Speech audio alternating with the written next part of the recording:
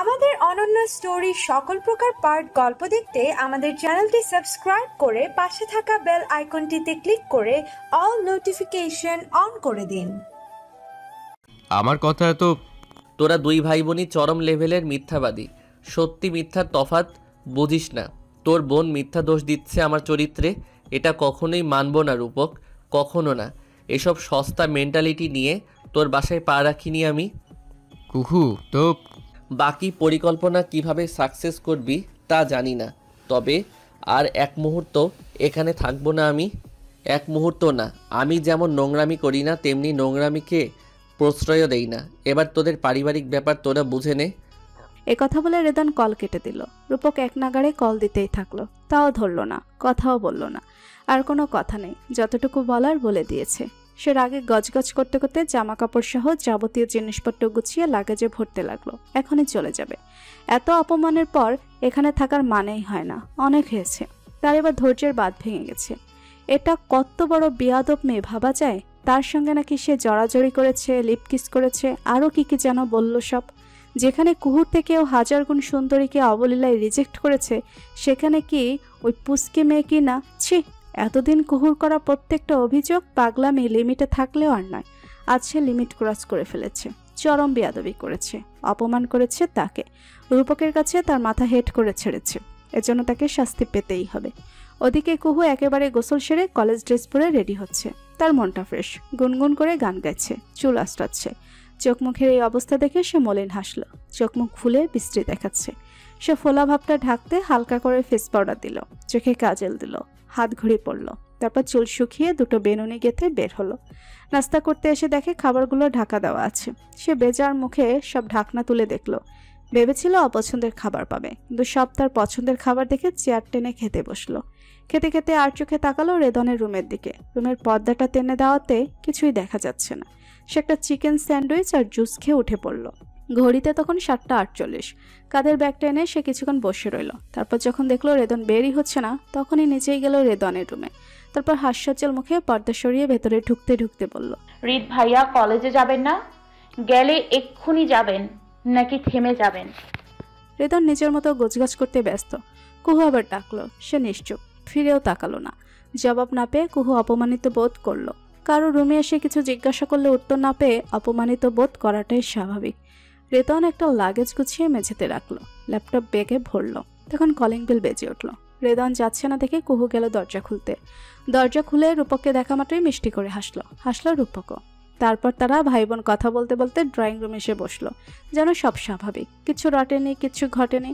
ভাইকে ক্লান্ত দেখে কুহু পানি এনে দিল। তার মা তাকে না বলে গেছে দেখে ভাইকে অভিযোগ দিল। অভিযোগ শুনে রূপক হাসলো। হাসিতে আমেজ নেই, প্রাণ নেই।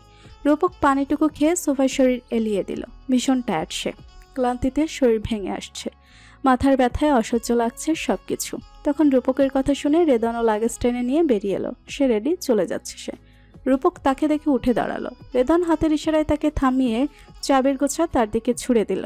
তারপর অত্যন্ত সর্পশীতল চাহনিতে তাকিয়ে বলল, ভালো থাকিস। রিদ, শোন আগে আমার কথাটা। আন্টির সঙ্গে দেখা হলো না বলিস তার বিশ্বাস ভাঙিনি। আমিও এক মায়ের সন্তান, আমার ঘরেও মা আছে, ছোট একটা বোন আছে। বন্ধুর কথা শুনে রূপক হতাশ দৃষ্টিতে তাকিয়ে রইল। কাকে কি বলবে সে বুঝে উঠতে পারছে না। জীবনে এত অসহায় বোধ করেনি সে। সঙ্গে সে এটাও জানে বলেও কোনো লাভ হবে না। রিদানকে চেনে, খুব ভালো করে চেনে। সে যখন বাসা ছেড়ে যাবে বলেছে তখন যাবে, তাকে আর আটকানোর সাধ্যই কারণ নেই। তবু লাস্ট চেষ্টা করলো সে। রেদন বন্ধুর করুণ দৃষ্টি উপেক্ষা করে লাগেজ টেনে বেরিয়ে যেতে লাগলো। তখন কুহু অবাকের সুরে বলল, রিত ভাই আপনি কোথায় চলেন? লাগেজ কেন? আপনি কি চলে যাচ্ছেন আর থাকবেন না আমাদের বাসায়? কিন্তু কেন? কুহুর কথা শুনে রেদন পিছু ফিরে তাকালো না, জবাবও দিল না। শুধু চল জোড়া শক্ত করে গটগট করে হেঁটে বেরিয়ে গেল। এই চরম লেভেলের বেয়াদব মেয়েটার সঙ্গে আর কখনো কথা বলবে না সে। যত কিছুই হোক কথা বলবে না। এদিকে জবাব না পেয়ে কুহু রূপকের দিকে তাকালো। কি হচ্ছে কিছুই মাথা ঢুকছে না। সে এবার রূপককে বলল, রিত ভাইয়া চলে গেল কেন? ঝগড়া করেছো তোমরা? তেমন কিছু না, কলেজে যা, তুই দেখে শুনে যাস। একথা বলে রূপক চোখের উপর হাত রেখে সোফায় মাথা এলিয়ে শুয়ে রইল।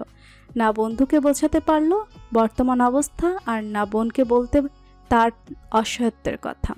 এদের দুজনের মতিগতি না বুঝে কুহু বের হলো কলেজের উদ্দেশ্যে। রাস্তায় গিয়ে রিক্সা নিয়ে চলে গেল কলেজে। রেদন চলে যেতে তার খুশি হওয়া উচিত নাকি মন খারাপ করা উচিত তাও বুঝতো না। সে চুপ করে রিক্সায় বসে আছে। রোদ চড়েছে, তাপ বেড়েছে।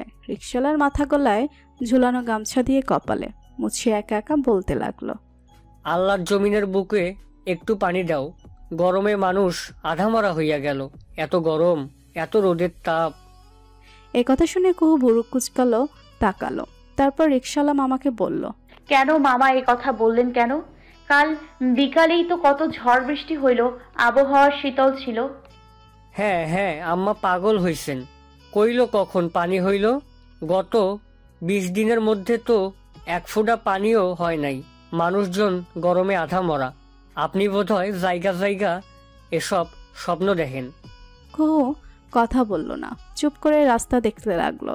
দেখলো পথে চলে কত মানুষ। তারপর কলেজে পৌঁছে ভাড়া মিটিয়ে কলেজে প্রবেশ করলো। 2 মিনিট হাঁটতে দেখে পিয়াস, মিরাজ, নিকিতা, চন্দ্রা কৃষ্ণচূড়া গাছের নিচে বসে বাদাম খাচ্ছে, হাসাহাসি করছে। কুহু গিয়ে বসলো, কিন্তু তার মাথায় ঘুরপাক খাচ্ছে কিছুক্ষণ আগের ঘটে যাওয়া ঘটনা। কালকে বৃষ্টি হয়নি, সত্যি হয়নি। বৃষ্টির কথা না হয় বাদ, কিন্তু রেদনের কি হলো? সে এমন করলো কেন? মাথার মধ্যে কী সব চিন্তা করতে করতে চন্দ্রা থেকে বাদাম নিয়ে মুখে পড়ল। চিবুতে চিবুতে আনমনে গলা চুলকাতে চুলকাতে নিকিতাকে বলল, নিকি, আমার গলায় কিছু হয়েছে নাকি দেখতো, তিলটার কাছে খুব চুলকাচ্ছে।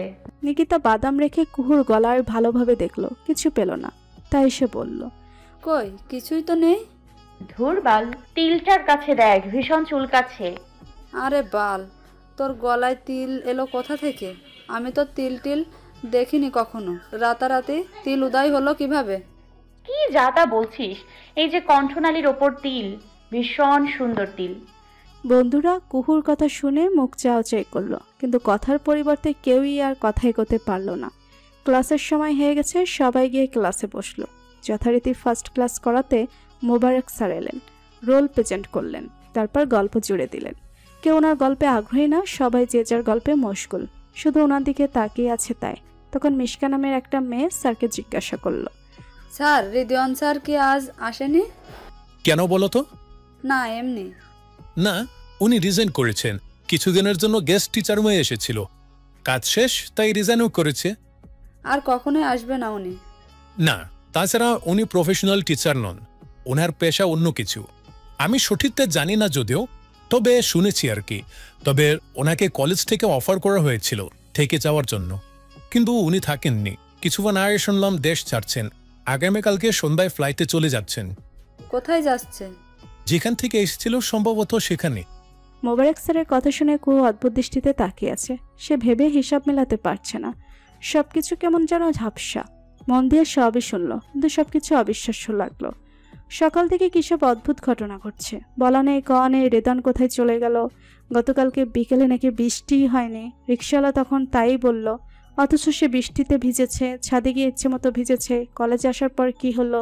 নিকিতা তার গলার তিলটাই খুঁজে পেল না, অথচ এই তিলের জন্য রেদন তাকে পছন্দ করে, বলা ভালো ভীষণ পছন্দ করে, কত কি বলে প্রশংসা করে। সে কয়েকদিনের ঘটনা মনে করার চেষ্টা করলো, কিন্তু তেমন কিছুই স্মরণে এলো না। শুধু মনে হলো রেদন গতকাল তাকে সারা জীবনের দায়িত্ব নিতে বলেছিল, সে সরাসরি নাকচ করেছে। আর কিছু কি ঘটেছিল, করেছিল অথবা বলেছিল? সম্ভবত না। কি আশ্চর্য, আজকাল কি সে কথা মনে রাখতে পারছে না? তার চেয়েও বড় ব্যাপার হচ্ছে সে ভাবছে, প্রচুর ভাবছে, তার ভাবনাই শেষ হচ্ছে না। আর ভাবতে ভাবতে তার নিজস্ব ভাবনা জগৎ তৈরি হচ্ছে, যেখানে সে ভাবনা জমা করে, গুছিয়ে রাখে, সেখানে শুধু তার অধিপতি, তার কথা বিরাজমান। এই মুহূর্তেও সে ভাবছে আর ভাবছে বলে এখন ডাউট হচ্ছে রেদন সত্যি কি তাকে সারা জীবনের দায়িত্ব নিতে বলেছিল, নাকি এটাও তার ভাবনার একটা অংশ ছিল, নাকি অপছন্দের মানুষটাকেও ভাবনা রাজ্যের বাসিন্দা করে ফেলেছে। যেগুলো ঘটেনি সেগুলোকেও বাস্তব জীবনের সঙ্গে সংযুক্ত করে তালগোল পাকিয়ে ফেলেছে। একথা ভেবে এবার তার নিজের মাথা ঘুরতে লাগলো। আসলেই কি তাই? আদৌ সম্ভব এটা? কি বিরক্ত, কি জ্বালা! এমন হয় নাকি? আজকাল সে বাস্তব জীবন আর ভাবনার জগৎ আলাদা করতে পারছে না। ভাবনার জগতের চিন্তা ভাবনা, কথোপকথন সবই বাস্তব জীবনের সঙ্গে গুলিয়ে ফেলছে। মাঝে মাঝে ভাবনার জগৎকে ওর বাস্তব বলে মনে হচ্ছে, আবার কখনো কখনো বাস্তবকে তার মনে হচ্ছে মামুলি কোনো ভাবনা। সব কথার এক কথা, রেদনের জায়গায় এখন মোবারক স্যারকে তার পছন্দ হচ্ছে না। ক্লাসে মন বসছে না। কান আর মাথার মধ্যে অদ্ভুত স্বরে পোপো শব্দ হচ্ছে। খুব বিরক্ত লাগছে। স্যারের অযথা বকবকগুলো ওর মস্তিষ্কে বাড়ি খেতে চাচ্ছে। খুব অসহ্য লাগছে মোবারক স্যারকে। এই যে অকারণেই হাসা, আজাইরা বকবক, সবকিছুই বিরক্তিকর। স্যার হওয়া উচিত রেদনের মতো। ক্লাস থাকা মানে সিংহের মতো ভাব বজায় রাখা, তীক্ষ্ণ দৃষ্টিতে সবার দিকে নজর দেওয়া, তার পছন্দ মতো কিছু না হলেই শাস্তি, নিজের শাস্তি নিজের চুজ করার অপ্রিয় নিয়ম জারি। এসব কিছুতেই যেন আলাদা কিছু মিশে আছে, জড়িয়ে আছে। না, আর ভালো লাগছে না, কেন জানি শূন্য শূন্য লাগছে। সে এবার দাঁড়িয়ে গেল, স্যারের দৃষ্টি আকর্ষণ করে বিনয়ীভাবে স্যারকে জানালো তার হঠাৎ খুবই শরীর খারাপ করছে। ক্লাস করা তার পক্ষে সম্ভব নয়। এই মুহূর্তে বাইরে যেতে চায়, নয়তো বমি করে ক্লাস ভাসিয়ে দেবে, আর নয়তো সে জ্ঞান হারাবে। এ কথা শুনে মোবারক স্যার পারমিশন দিতে সে ছুটে বেরিয়ে গেল। কলেজ থেকে বেরিয়ে সোজা গেল নন্দন পার্কে। তেমন কেউ নেই এখানে। বিকেলের দিকে একটু আধটু ভিড় হয়। মন খারাপের মতো এক বিশ্রী অনুভূতি নিয়ে বাসায় ফিরতে ইচ্ছে করছে না। তার চেয়ে এখানে বসে কিছুক্ষণ সময় কাটাক, ভাবনার দুয়ার খুলে বসুক। সে পার্কে প্রবেশ করে সফেদা গাছের নিচে চুপ করে বসলো। গলায় হাত বুলিয়ে থম মেরে রইল। সেলফি নিল। সেলফি জুম করে গলা দেখলো। তার গলায় তিল নেই, অথচ রেদন বলেছিল তিলের জন্য নাকি সে খুব ভালোবাসে। তিলটা দেখলে রেদনের পাগল পাগল লাগে। বড্ড কষ্ট হয় তার নিজেকে সামলাতে। গত রাতেও সে পাগলামি করলো, অথচ এখন দেখে তিলই নেই। তাহলে কে সত্যি তিল? রেদনের বলা কথা নাকি ওর চোখে দেখা? সবকিছু জট পাকিয়ে তার মাথা এলোমেলো হয়ে গেল। সে দুই হাঁটুর উপর থুতনি ঠেকিয়ে কাঁদতে লাগলো। কি হচ্ছে সব? মাঝে মাঝে তার মনে হয় জীবনটা ভীষণ সুন্দর, আবার ক্ষণিকেই মনে হয় জীবনের মতো গোলমেলে জিনিস আর কিছুই নেই। জীবনের কথা বাদ, কিন্তু মেয়ে হওয়া যেন আরো বড় পাপ। এই যেমন সে খুব ভালো করে বুঝে রেদন তাকে পছন্দ করে, ভালোবাসে, আবার মাঝে মাঝে এমন ব্যবহার করে যেন তাকে সে চেনে না, পছন্দ করে না, একটু এড়িয়ে চলতে পছন্দ করে। এ কেমন ব্যবহার রেদনের? মানুষে তো দুমুখো হয়ে কি করে? সে আর ভাবতে পারল না। চোখের সামনে চরকির মতো রেদনের মুখ, রূপকের মুখ, বাবা মা আর তাদের সবার সঙ্গে কাটানো সুখের মুহূর্তগুলো, দৃশ্যগুলো ঘুরতে লাগলো। সে আবার নিজেকে খুব অসহায় বোধ করলো। ঘামতে লাগলো, হাত পা সহ সর্বাঙ্গ কাঁপতে লাগলো থরথর করে। এখন বাসায় যাবে কিভাবে? বাসার পথটা বা কোন দিকে? কোন দিক দিয়ে এসেছিল? তাকে অসহায় অবস্থায় দেখে উদ্ধার করলো রূপক। আধা ঘন্টা আগে সে পিয়াসের মেসেজ পেয়ে ছুটে এসেছিল। হন্য হয়ে বোনকে খুঁজতে খুঁজতে 15 মিনিট আগে এখানে পৌঁছেছে। এতক্ষণ অদূরে দাঁড়িয়ে সে তাকিয়ে দেখছিল অসহায় কুহুর কান্না। বোনের কান্না তার বুকে যেন শুলের মতো বিচ্ছিল। কিছু করতে না পেরে অসহায় হয়ে বোনের দিকে তাকিয়েছিল। রেদন তো ঠিকই চলে গেল, কিন্তু সে কি করবে? কিছু করার আছে কি তার? সে ভাই, বড় ভাইদের অনেক দায়িত্ব, আর দায়িত্বশীল ভাইয়েরা কখনো বোনদের দায়িত্ব এড়াতে পারে না। সে পারার কথা চিন্তা করে না। সে ভালোবাসে, প্রচণ্ড ভালোবাসে তার এই ছোট বোনকে। কারণ তাদের অ্যাক্সিডেন্টের পর থেকে বোনটা শারীরিক দিক থেকে ফিট হলেও মানসিক দিক দিয়ে ভীষণই সিক। সে দাঁড়ালো না, এগিয়ে গেল কুহুর কাছে। বোনের মাথায় হাত রাখলো। কারো স্পর্শ পেয়ে কুহু মাথা তুলে অশ্রুভেজা ঝাপসা চোখে তাকিয়ে দেখলো। আর এই মুহূর্তে ভাইকে পেয়ে সে অসহায়ের মতো আঁকড়ে ধরলো ভাইয়ের হাত। ভাইয়া বলে চিৎকার করে কেঁদে উঠল। রূপক কাঁদলো না, হাসলো না, শুধু রক্তবর্ণ চোখ নিয়ে বোনকে স্নেহ ধরে বুকে আগলে নিল। মাথায় আলতো করে হাত বুলাতে বুলাতে ভেজে কণ্ঠে বলতে লাগলো, বনু, কাঁদছিস কেন? তোর ভাইয়া আছে না? কাঁদিস না, আমি আছি। তোর ভাইয়া সব সময় তোর পাশে আছে, সারা জীবন থাকবে। কুহু জবাব দিল না। অসহায় হয়ে ভাইয়ের বুকেই পড়ে রইল। এটা আর নতুন কি? বিগত কয়েক বছর ধরে রূপক এভাবেই আগলে রাখছে তার কলিজার টুকরো বোনটাকে। আমারও আগলে রাখবে। কেন রাখবে না? ছোট বোন হয়ে যদি ভাইকে বাঁচাতে চলন্ত বাসের সামনে থেকে তাকে ধাক্কা দিয়ে সরিয়ে নিজের মৃত্যুর মুখে ঢলে পড়তে পারে, তাহলে সে কেন সারা জীবন অসুস্থ বোনটাকে আগলে রাখতে পারবে না? সে পারবে, অবশ্যই পারবে, কারণ বড় ভাইরা সব পারে। সেদিনের পর থেকে রেদনের সঙ্গে আর কারোই যোগাযোগ হয়নি। তবে সে সত্যিই দেশ ছেড়েছে। কুহুদের বাসা থেকে বেরিয়ে সে 2 দিন হোটেলে থেকে ফিরে গেছে অচিনপুরেতে, তার কর্মস্থলে। আর কখনো আসবে কিনা তাও জানে না কেউ। রূপকও আর যোগাযোগ করেনি। বন্ধু হয়েছে তাতে কি? সবাই ভালো থাকুক সবার মতো। সবারই ভালো থাকার অধিকার আছে। সেদিন ইসমাতারা বাসায় ফিরে সব শুনে খুব কষ্ট পেয়েছিলেন। নীরবে কেঁদেছিলেন। কেন কেঁদেছিলেন তা জানেন না, তবে খুব কেঁদেছিলেন। এরপর আবারও পূর্বের মতো দিনগুলো কাটতে লাগলো। এর মধ্যে রূপক কুহুকে ডাক্তারের কাছে নিয়ে যেতে চেয়েছিল, কিন্তু নিয়ে যাওয়া সম্ভব হয়নি। কারণ কুহুর একটাই কথা, সে অসুস্থ না, সে যাবে না। আর তার এই যেতে না চাওয়াটাও সিজোফ্রেনিয়ার লক্ষণ। সিজোফ্রেনিয়া হলো এক ধরনের মানসিক রোগ। এই রোগে ব্যক্তিদের মধ্যে বাস্তব চিন্তা একদম কমে যায়, বিভ্রম বা হ্যালুসিনেশন হয়, গায়েবী আওয়াজ শুনতে পায়, যা ঘটেনি বা যা নেই এমন জিনিসে বিশ্বাস করে। এটি মূলত সাইকোটিক ডিসঅর্ডার। এই রোগীরা মানতেও চায় না তার কোনো রোগে ভুগছে, এজন্য চিকিৎসকের কাছেও তারা যেতে চায় না। কুহুর এই সমস্যাটা দেখা দিয়েছে অ্যাক্সিডেন্টের 6 মাস পর থেকে, এবং সেটা চিকিৎসার মাধ্যমে আয়ত্তে ছিল, কিন্তু হঠাৎ সেটা মাথা চড়া দিয়ে উঠেছে। সঙ্গে যুক্ত হয়েছে ইরোটোম্যানিয়ার রোগের কিছু কিছু উপসর্গ। এটা আবার অদ্ভুত রোগ। এই রোগের ব্যক্তিরা মনে প্রাণে বিশ্বাস করেন উচ্চ অবস্থানে থাকা কোনো ব্যক্তি তার প্রেমে পড়েছে, তাকে খুব কাছে পেতে চাচ্ছে, তার প্রতি অধিকার খাটাচ্ছে। আর এটাই ঘটেছে কুহু আর রেদনের সঙ্গে। নয়তো রেদন জানে তার সীমাবদ্ধতা, তবুও সে কেন রাতের বেলা কুহুর রুমে যাবে, অযাচিত স্পর্শ করবে? তাছাড়া কুহু নিজেই ভেতর থেকে তার রুমের দরজা আটকে দিয়েছিল। 16 নং পর্বে উল্লেখ করা আছে। বন্ধ রুমে সে কিভাবে রুমে ঢুকবে? কিভাবেই বা কুহুর উপর নিজের অধিকার খাটাবে? তাছাড়া যতই বেপরোয়া হোক, যেচে পড়ে কোনো বন্ধুত্ব নষ্ট করতে যাবে সে অবুঝ নাই, বরং খুব ভালো করেই জানে এই কাজ করলে তাদের বন্ধুত্বে টান পড়বে। এদিকে রূপকও জানে তার বোন অসুস্থ, বন্ধু আর বোন বাসায়, তবুও সে কেন হাত গুটিয়ে বসে থাকবে? কেন ভাই বসে থাকতে পারে? বসে থাকা সম্ভব? যতই বন্ধু হোক, চিন্তা হওয়াটা কি স্বাভাবিক নয়? রেদনের বন্ধু হওয়ার সঙ্গে সঙ্গে সে একজন বড় ভাই। বোন আছে অথচ চিন্তা হবে না, এটা ভাবা বোকামি। আর চিন্তার বশে ফাইল তৈরির অজুহাতে বন্ধুর সাথে সময় পার করেছে, অজুহাত দাঁড় করিয়েছে অন্য কিছুর।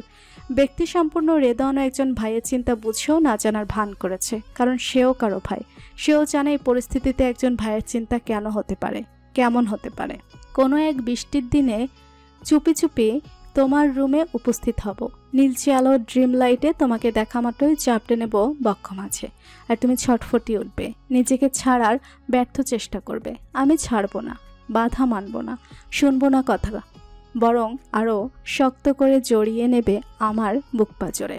আদরে আদরে ভরিয়ে দেব তোমার গাল, ঠোঁট, মসৃণ কাঁধ। কথা বলবো ঠোঁটে ঠোঁটে, চোখে চোখ রেখে, আঙুলে আঙুল গুছে। শোনো হে প্রেয়সী, বাক্য বিনিময় হবে না, কারণ বারণ ঠাঁই পাবে না, তবে হবে শুধু আদরের খেলা।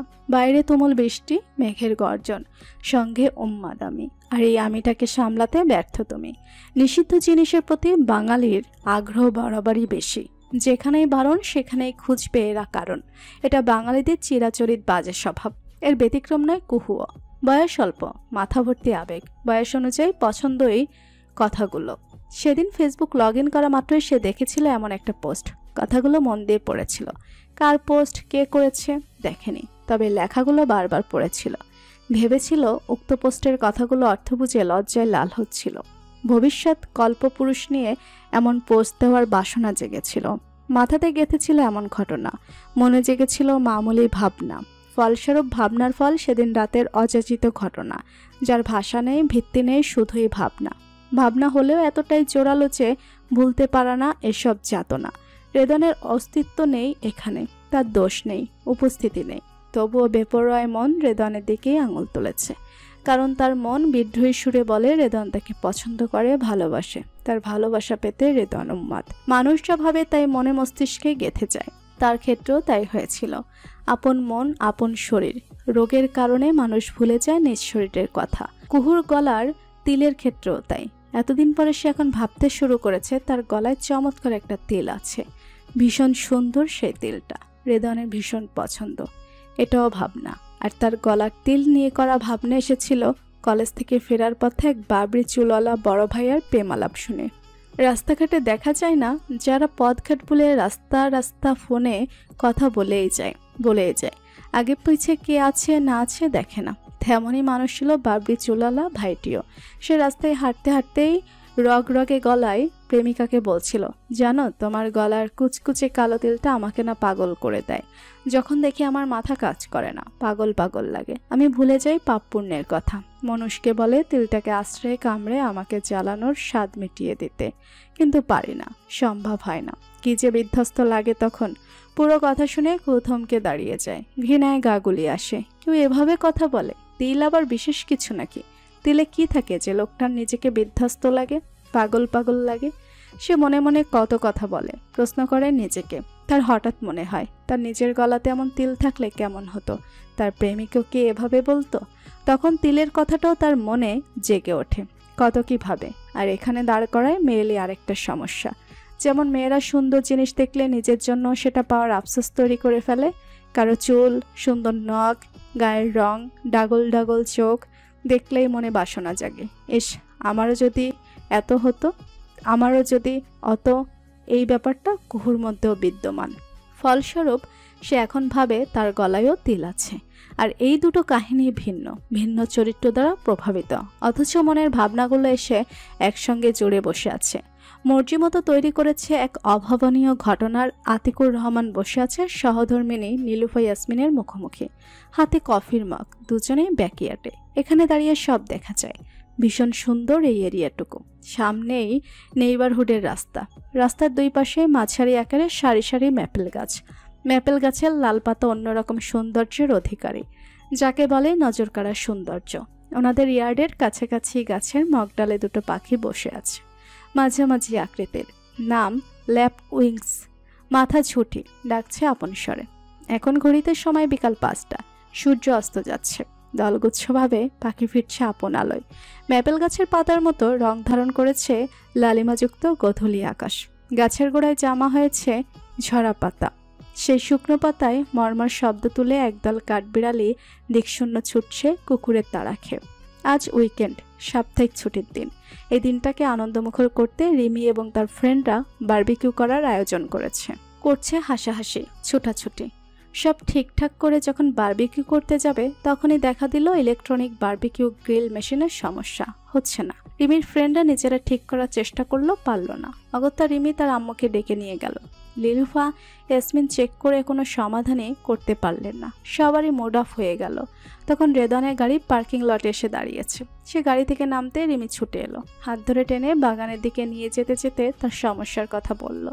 রেদন রিমির ফ্রেন্ডের দিকে মুচকি হেসে হাই হ্যালো করলো। তারপর নিজেও দেখলো মেশিন ঠিক হবে না, তবে বাচ্চাদের মজা নষ্ট করতে ইচ্ছে করলো না তার। তাই জর্জ আর মেশনকে ডেকে কাঠ কয়লা দিয়ে বারবিকিউ করার ব্যবস্থা করে দিল। জর্জ আর মেশন বারবিকিউ করে দেবে, নয়তো এরা অঘটন ঘটিয়ে ফেলবে। যা বিচ্ছু এক একটা। তবে এদের মধ্যে সবচেয়ে ডেঞ্জারাস বিচ্ছুর নাম লারা। মেয়ে হলেও প্রচুর ডেঞ্জারাস সে। বাবার গার্লফ্রেন্ডের গায়ে আগুন লাগানোর ট্রাইও করেছিল মেয়েটি, কিন্তু সে সবই পারেনি। তারপর থেকে সে আর তার মা বাবার সঙ্গেই থাকে না, বাবার মুখও দেখে না। রাস্তায় কখনো দেখা হলে এমন ভাব করে যেন চেনেই না। মুখ্য কথা, লারা সর্বসম্মুখে তাকে এই অবধি 17 বার প্রপোজ করেছে, আর সে 17 বারই নাকচ করেছে। এই নিয়ে কত হাসাহাসিও যে হয়, তবু একজন প্রপোজ করে ক্লান্ত হয় না, একজন নাকচ করতেও সময় ব্যয় করে না। লারা এই মুহূর্তে এক বোল চিংড়ি নিয়ে বসে আছে। তার কাজ চিংড়ির সাসলিক বানানো। সে আবার একটা কাজই খুব ভালো মতো করতে পারে। এছাড়া এখন হবে চিকেন আর কোরাল মাছ বারবিকিউ। জর্জ আর মেশান কাজে লেগে পড়েছে। সমস্যার সমাধান করে রেদন গাড়ি থেকে ফাইলটা হাতে নিয়ে রুমে গেল। ক্লান্ত শরীর নিয়ে উপর হয়ে শুয়ে পড়ল। কিচ্ছু ভালো লাগছে না। আপন মানুষজন, চেনা রুম, চেনা সবকিছু, তবুও শূন্য শূন্য অনুভব হচ্ছে। চোখের সামনে ভাসছে রূপকের মুখটা। হাসির আড়ালে সে বুঝেছে বন্ধুর কষ্ট, কিন্তু কি করবে সে? এসে অবধি খোঁজও নেওয়া হয়নি। রূপক রেগে খোঁজ করেনি, সেও জানে। ওই বাসায় থাকাও তার পক্ষে আর সম্ভব ছিল না, কারণ একবার, দুইবার, তিনবারের বেলায় সবাই এসব বিশ্বাস করবে, ভাববে বন্ধুর বাসায় থেকে সুযোগ নিচ্ছে, যেটা মেনে নেওয়া তার পক্ষে সম্ভবই না। তাছাড়া প্রথম কয়েক সপ্তাহ কুহুকে ঠিকঠাক লাগলেও পরে অদ্ভুত আচরণ করত সে। এই যেমন এক কথা বললে আরেকটা উত্তর দিত, ভুরুকুচকে তাকিয়ে থেকে কিসব বের করত, অকারণে রেগে যেত, হাসত। সেদিন ইসমাতারা বেগম ওনার ভাইকে দেখতে যাওয়ার সময় তাকে বলেছিল কুহুকে দেখে রাখতে। সে সম্মতি জানিয়ে গিয়েছিল ওনাকে এগিয়ে দিতে। ফেরার সময় সমস্যায় বাঁধে স্বপন নামের বকাটের সঙ্গে। সে যেমন স্বপনকে আচ্ছামতো দিয়েছে, স্বপনের চেলারাও তার মাথা ফাটিয়ে দিয়েছে। সেই ব্যথায় জ্বর এসে গিয়েছিল। চুপ করে শুয়েছিল নিজের রুমে। তারপর কুহুর ডাক, রিদ ভাইয়া আপনি কি রুমে আছেন? পরপর কয়েকবার ডাকার পরও সারা শব্দ দিল না। সত্যি বলতে ইচ্ছে ছিল না দরজা খোলার। তারপর ভাবলো কোনো দরকার হবে বোধহয়, তাই লাইট চালিয়ে দরজা খুলল। খুব পেছন ফিরে তাকে দেখে আতকে উঠল। জিজ্ঞাসা করলো, মাথায় কি হয়েছে আপনার? ব্যান্ডেজ কেন? কণ্ঠে যেন আতঙ্ক ঝরে পড়ছিল। সে তবুও জবাব দেয়নি, আবারও গিয়ে শুয়ে পড়েছে। হতভম্ব কুহু প্রশ্ন করতে থাকলো। একে তো মাথা ব্যথা, তার উপর এসেছে আবার জ্বর। সে চোখ খুলে রাখতে পারছিল না। এমনিতে চোখ বন্ধ হয়ে আসছিল, হঠাৎ কপালে কারো স্পর্শ অনুভব করলো। না চাইতেও চোখ খুলে দেখে কুহু কপালে হাত রেখেছে, কী সব বলছে। তার বকবকানি শুনেও চুপ করেছিল, জবাব দিতে ইচ্ছে করছিল না, মুখ্য কথা তার অস্বস্তি হচ্ছিল। তখন কুহু উঠে রুমাল আর পানি এনে বলল, টি শার্ট খুলুন, শরীর মুছে দিলে জ্বর নেমে যাবে। লাগবে না, এমনিতেই কমে যাবে। এত কথা বলতে ভালো লাগছে না আমার, যা বলছি করুন। রুমে যাও, কিছু খেয়ে রেস্ট নাও। কি খাবো? রান্নাই তো হয়নি। আপনি কলেজে যাননি কেন? এই অবস্থায় কিভাবে হলো? চলো আমি কিছু বানিয়ে দিচ্ছি। একথা বলে রেদন উঠতে গেলে কুহু তাকে থামিয়ে দিল। তারপর জানালো ভাত বসিয়েছে, ভাত হয়ে গেলে ডিম ভেজে খেয়ে নিতে পারবে। একথা শুনে উঠল না, বরং স্বস্তিই পেয়েছিল। তাকে নিশ্চুপ দেখে তখন কুহু তার টি শার্ট ধরে টানতে লাগলো। সে বিরক্ত হয়ে তার হাত সরিয়ে বলল, কুহু, বেশি বেশি হয়ে যাচ্ছে এবার। বাসায় কেউ নেই, তুমি রুমে যাও, আমি ঠিক আছি। ঠিক থাকলে এতক্ষণ নেননি কেন? নিজের প্রতি এত অবহেলা কেন শুনি? যত্ন নেওয়া মানুষ নেই, তাই অবহেলা করি। এবার যাও। যাও যাও করছেন কেন? আমি আপনার রুমে থাকতে আসিনি। যা করতে চাচ্ছি করতে দিন, করে চলে যাচ্ছি। না। কেন, লজ্জা লাগে? রূপক ভাইয়াও বাসায় খালি গায়ে ঘুরে, আর আমি আপনাকে খালি গায়ে দেখলে হাঁ করে তাকিয়ে থাকবো তা নয়। এতটাও শেমলেস না আমি। আপনি গুড গার্ল আমি জানি, যান গিয়ে খেয়ে নিন। আচ্ছা, আমি ভাত নিয়ে আসছি, খেয়ে অন্তত মেডিসিন নিন।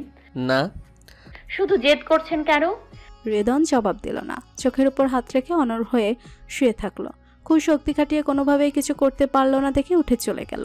আর সে উঠে দরজা আটকে শুয়ে পড়ল। খুব এতবার ডাকলেও দরজা খুলেনি, জবাবও দেয়নি। এরপর আর কিছু জানার না সে। যখন ঘুমে চোখ জুড়িয়ে আসছিল, রূপকের কল আসে, তখন কথা হয়েছিল, ব্যাস এইটুকুই।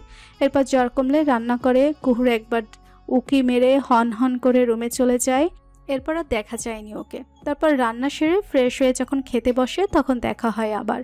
দুজনেই নিঃশব্দে খেয়ে চেয়ে যার রুমে চলে যায়। অথচ মেয়েটা সকালে বলে সে নাকি তাকে জড়িয়ে ধরেছে, লিপকিস করেছে। ছি, এর আগে সে বাসা থেকে বেরিয়ে এসেছে, রূপকের সঙ্গেও কোনো কথা বলেনি, যোগাযোগ করেনি। আর এসবের মধ্যে সে একটা কিন্তু খুঁজে পাচ্ছে। বারবার কিছু প্রশ্নে এসে আঁকটে যাচ্ছে, গুলিয়ে যাচ্ছে সবকিছু। এসব প্রশ্নের উত্তর জানা দরকার। কেন কুহু এসব বলল? কেন রূপকের কাছে তাকে ছোট করতে চাচ্ছে? কেন তাদের বন্ধুত্বটা নষ্ট করতে উঠে পড়ে লেগেছে? এই কেন এর উত্তর একমাত্র রূপকই দিতে পারবে। সে উঠে আতশোয়া হয়ে বসলো। হাত বাড়িয়ে ল্যাপটপ বিছানে এনে অন করতেই খেয়াল করলো কিছুক্ষণ আগে দুটো ইমেল এসেছে, আর দুটোই রূপকের ইমেল থেকে। সে ইমেল চেক করে যা দেখলো তাতে ক্ষণিকের জন্য কিছু বলার ভাষা হারিয়ে ফেললো। শুধু বিস্ময় নিয়ে তাকিয়ে রইল ল্যাপটপের স্ক্রিনে। সেখানে শো করছে কুহুর মেডিকেল রিপোর্ট প্লাস ফাইল। সে ভালো করে দেখলো একটা রিপোর্টে সিজোফ্রেনিয়ার রোগ উল্লেখ করা হয়েছে, আর আরেকটা ফাইলে শো করছে ইরোটোমেনিয়া রোগের নাম। আর ইরোটোমেনিয়া রোগের নাম দেখে সে যেন আকাশ থেকে পড়লো, বুঝতে পারলো আসল সমস্যা। এসব ফাইলের সঙ্গে ছোট্ট একটা বার্তা এসেছে। অসুস্থ বোনকে তো আর ফেলে দিতে পারি না, সে আমার ছোট বোন, আমার বোন, আমার কলিজা। যে যা বলেছে তার জন্য আমি হাত জোড় করে মাপ চাচ্ছি। মিথ্যে বলছি না, প্রমাণস্বরূপ ফাইল দেখালাম। সবাই করে দেখিস, আর হ্যাঁ, যদি সম্ভব হয় মাফ করে দিস। ভালো থাকিস। এটা একজন ভাইয়ের করুণ বার্তা, যে ভাই না পারে সহ্য করতে আর না পারে কাউকে বলতে, তাই বাধ্য হয়ে মেসেজ করেছে বন্ধুর রাগ কমাতে। আর প্রমাণ হিসেবে দেখিয়েছে এতদিন লুকিয়ে রাখা অপ্রিয় সত্যটা, যা আড়ালে রাখলে অঘোষিতভাবে বন্ধুর মনেও একটা গভীর দাগ পড়ত। হতে পারত সেই দাগই তাদের বন্ধুত্বের ভিত নড়বড়ে হয়ে যাওয়ার সূক্ষ্ম একটি কারণ। আর রেদন তাদের ভুল বুঝেছে, খুব খারাপ ভেবেছে। ভাই অথবা বন্ধু হিসেবে তার উচিত এই ভুল শুধরে দেওয়া। এজন্য সে রেদনকে মেসেজ করেছে। আর মেসেজ করতে গিয়ে কত শতবার চোখ মুছেছে তার হিসেব কেবল রূপকেরও অজানা। রূপকের মেসেজ পড়ে রেদন নিশ্চুপ হয়ে বসে আছে। ভাবনাগুলো যেন আসর। কুহু এত জটিল মানসিক সমস্যায় ভুগছে দেখে তো মনে হয়নি। মেয়েটা সুস্থ রূপে ঘুরে বেড়াচ্ছে ঠিকই, কিন্তু মানসিক সমস্যায় দিন পার করছে। সিজোফ্রেনিয়া রোগ না হয় অ্যাক্সিডেন্টের পর হয়েছিল, কিন্তু ইরোটোমেনিয়া, ওয়েট, ইরোটোমেনিয়া রোগের কারণেই কি সে রূপককে ওই দিন এসব বলেছিল? তার মানে কুহু ভাবে সে তাকে পছন্দ করে, ভালোবাসে। এজন্যই বাস্তব আর কল্পনার সংমিশ্রণে একটা ঘটনা সৃষ্টি করেছিল। আর সেই ঘটনা ছিল জড়াজড়ি আর লিপকিস নিয়ে। রাতে এসব কল্পনা করে সকালে ভুলে স্বাভাবিক আচরণ করছিল। আর সে ভেবেছিল তাকে তাড়াতেই কুহু রূপককে এসব বলেছে, মিথ্যা বদনাম দিয়ে অপমান করেছে, বন্ধুর কাছে ছোট করার চেষ্টা করেছে। এজন্য সে রাগে সেদিন বাসা থেকেও চলে এসেছিল। মুহূর্তের মধ্যে সে 2 দিয়ে 4 মিলিয়ে ফেলল। তার হিসাব মিলেও গেল। মিলল দেখে হতবাক হয়ে গেল। মাথায় ঘুরতে লাগলো কুহুর বর্তমান অবস্থার হালচাল দেখে। এভাবে কতদিন? কি আশ্চর্য! চেনা জানা চঞ্চল মেয়েটা এত বড় অসুখ পুষছে। সেই সঙ্গে সুস্পষ্ট হলো রূপক কেন বোনকে চোখে চোখে রাখে। সে বহুবার ব্যাপারটা খেয়াল করেছে। সে কলেজে থাকাকালীনও বেশ কয়েকবার কল করে খোঁজ করত। কুহু যদি কলেজ থেকে বের হয়ে সঙ্গে সঙ্গেই কুহুর ফ্রেন্ডরা রূপককে জানায়। রূপক যেই কাজেই থাকুক সব ফেলে বোনকে খুঁজতে বের হয়, ফলো করে। যতক্ষণ না কুহু বাসায় ঢুকে সে অদূরে দাঁড়িয়ে বোনের প্রতি লক্ষ্য রাখে। কখনো বুঝতেও দেয় না কাউকে। এমন কোনো কথা বা কাজও করে না যেটা দ্বারা কুহুর মনে সন্দেহ সৃষ্টি হয়। প্রথম প্রথম এগুলো তার কাছে বাড়াবাড়ি মনে হতো। বোন তাতে কি? তাই বলে এভাবে গোয়েন্দাগিরি করতে হবে? স্বাধীনতা বলে তো কিছু আছে। এত বড় এক মেয়েকে এভাবে চোখে চোখে রাখতো কেন? রূপককে বলেও ছিল সে। রূপক শুধু হেসেছিল। আজকে সে ওই হাসির কারণ বুঝল।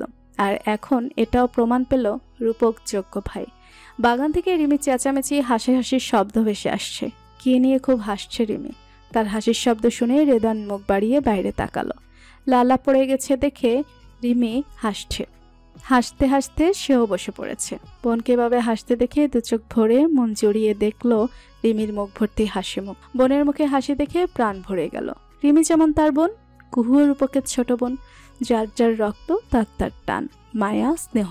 বোন সর্বদা বোনই হয়, হোক সুস্থ অথবা অসুস্থ। আর রূপক যে নিজেও এসবে লজ্জিত তা অনুধাবন করতে পারছে সে। এই অবস্থা সেও থাকতে পারত। এসব ভেবে রেদন উঠে বসল। তারপর কল দিল রূপকের নাম্বারে, কিন্তু কেউই রেসপন্স করলো না। অগত্যা সে ফ্রেশ হয়ে নিজেই কফি বানিয়ে রুমে চলে এলো। রিমি কতবার ডাকলো তাদের সঙ্গে দেওয়ার জন্য, কিন্তু সে শরীর খারাপের অজুহাত দিয়ে রুমে চলে এলো। আসলে তার মাথায় ঘুরপাক খাচ্ছে কুহুর কথা, বন্ধুর কথা। এর সমাধান খুঁজতে হবে। প্রাণবন্ত মেয়েটার সারা জীবন পড়ে আছে। সে কতটুকু দেখেছে সুন্দর পৃথিবী। এভাবে চলতে থাকতে কুহুর সমস্যা আরো বাড়বে। মোদ্দা কথা সব জেনে শুনে চুপ করে বসে থাকা যায় না, বসে থাকা সম্ভব নয়। এর একটাই কারণ, তার বন্ধু। সে কফির মগ রেখে কল করলো ফিনিক্সের নাম্বারে। ফিনিক্স তার এখানকার ফ্রেন্ডের নাম। সে তার কলিগও বটে। আর ফিনিক্সের বড় ভাই ডেইজি সাইক্রেটিস। এখানে তার সিরিয়াল পাওয়া মুশকিল। সে তাকে দিয়েই কুহুর ট্রিটমেন্ট করানোর সিদ্ধান্ত নিল। ফিনিক্সের সঙ্গে এসব নিয়ে আলোচনাও করলো। ফিনিক্স তাকে বাসায় যাওয়ার কথা বলল, কারণ এসব নিয়ে সরাসরি ডেইজির সঙ্গে কথা বললেই ভালো হবে। সে ডাক্তার, ডাক্তারই বুঝবে ভালো মন্দ। রেদনও রাজি হলো। আজ উইকেন্ড, ডেইজিও বাসায়। সে বের হবে না। তার নাকি ব্রেকআপ হয়েছে, বাসাতে নাকি ব্রেকআপ পার্টি করবে। এ কথা শুনে রেদন জানালো রাত 8টার পর ডেইজির সঙ্গে সে মিট করবে। ফিনিক্সও সহমত জানালো। সে ফিনিক্সের সঙ্গে কথা বলে একটা বার্তা লিখলো। বন্ধুত্বের অধিকারে বন্ধুর উপর যেমন রাগ করতে পারি, কথা বলা অফ করতে পারি, তেমনি বন্ধুর বিপদে বন্ধুর পাশে দাঁড়ানোর মতো সৎ সাহসও রাখি। এত টেনশনের কিছু নেই, আমি আছি। এইটুকু লিখে সে রূপকের নাম্বারে সেন্ড করলো। এরপরই পরিকল্পনা করে নিল একটা দায়িত্ব কাঁধে নেওয়ার। নিজের মর্জির মালিক সে নিজে, তাই কারোর সঙ্গে সেই ব্যাপারে আলোচনা করারও প্রয়োজন বোধ করলো না। ইসমাতারা বেগম ড্রয়িং রুমে বসে কুহুর চুলে তেল দিয়ে দিচ্ছেন। সঙ্গে রাগে গজগজ করছেন। মেয়ের চুলে তেল দেয় না, চুল আশ্রায় না, ভেজা চুল ভালো মতো শোকায় না, ইত্যাদি নানান ধরনের অভিযোগ ওনার। কুহু সেসব শুনছেই না। সে নুডলস খেতে খেতে হিন্দি সিরিয়াল দেখতে ব্যস্ত। সিরিয়ালে চলছে নায়ক নায়িকার মান অভিমান পর্ব। এখন দৃষ্টি সরানো যাবে না। তখন ইসমাতারা বেগমের ফোনে কল এলো। ওনার হাতে তেল, তাই কুহুকে বললেন রুম থেকে ফোনটা এনে দিতে। কুহু খুব বিরক্ত নিয়ে উঠে দাঁড়ালো। তারপর সেই কলারকে গালি দিতে দিতে রুমের দিকে গেল। অসময়ে কল দেওয়ার আর সময় পেল না। ইসমাতারা বেগম হাত কন্ট্রোল করে নিলেন, নয়তো পিঠে দুম করে কিল বসিয়ে দিতেন। এত বড় মেয়ে, অথচ একটা কাজ করতে বলতে এই মেয়ের মাথার চাঁদি ঘুরে যায়। ওই আবার রাগ দেখায়, গজগজ করে। ততক্ষণে কুহু চুলে তেল দেওয়া শেষ। উনি বেসিনের সাবান দিয়ে হাত ধুয়ে আঁচলে হাত মুছে বসলেন। এদিকে ফোন নিয়ে আসার নাম নেই। উনি ডাকলেন, এই কুহু, তুই কি ফোন আনতে গিয়ে ঘুমিয়ে পড়লি? কোনো সারা শব্দ নেই। তখন কারোর সঙ্গে কথা বলতে বলতে রুম থেকে বেরিয়ে এলো সে। উনি মেয়ের হাস্যোজ্জ্বল মুখের দিকে তাকিয়ে বোঝার চেষ্টা করলেন কার সঙ্গে কথা বলছে সে। কার সঙ্গে কথা বলার কারণে মেয়ের মুখে হাসি ফুটেছে। উনি কিছু বলার আগেই কুহু ফোনের দিকে তাকিয়ে বিস্ময় ভরা কণ্ঠে বলল, রিত ভাই, আপনার পেছনে ওটা কি? রাত, পানির রং কি নীল! হায় আল্লাহ, কি সুন্দর দেখতে! এটাও হ্রদ। ওই যে দূরে দেখো সবুজ পাহাড়, এগুলো কাঠের ঘর। এখানকার প্রতিটা কাঠের ঘর দোতলা, আর ঘরের পাশে একটি করে আপেল গাছ। আপেলগুলো কেউ চুরি করে না? না মানে বাংলাদেশে বলে এত বড় হওয়ার সুযোগই দিত না, তার আগেই চুরি হয়ে যেত। আমি ছাদে একবার মালটা গাছ লাগিয়েছিলাম, ছোট ছোট সবুজ সবুজ মালটা ধরেছিল কেবল, তারপর মালটা সহ গাছ উধাও। ও আপনি ওখানে একা গিয়েছেন? আমি এখানে মাঝে মাঝেই ঘুরতে আসি, ভীষণ পছন্দের জায়গা এটা। চোখ জুড়িয়ে যায় প্রাকৃতিক সৌন্দর্য দেখে। আর জানোই তো, সুইজারল্যান্ড বিশ্বের সবচেয়ে সুন্দর দেশের একটি।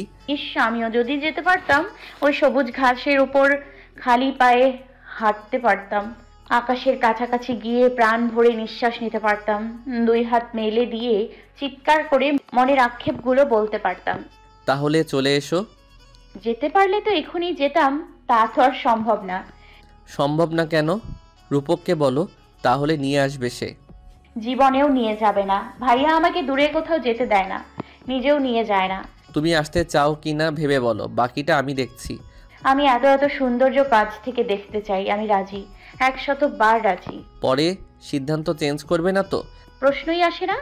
তাহলে রূপককে আমি আজই বলবো তোমাকে এখানে নিয়ে আসতে, এত সৌন্দর্যের সঙ্গে তোমার ইচ্ছেগুলো পূরণ করতে। জানো, সৃষ্টিকর্তার সৃষ্টি কত সুন্দর, কত মহিমান্বিত।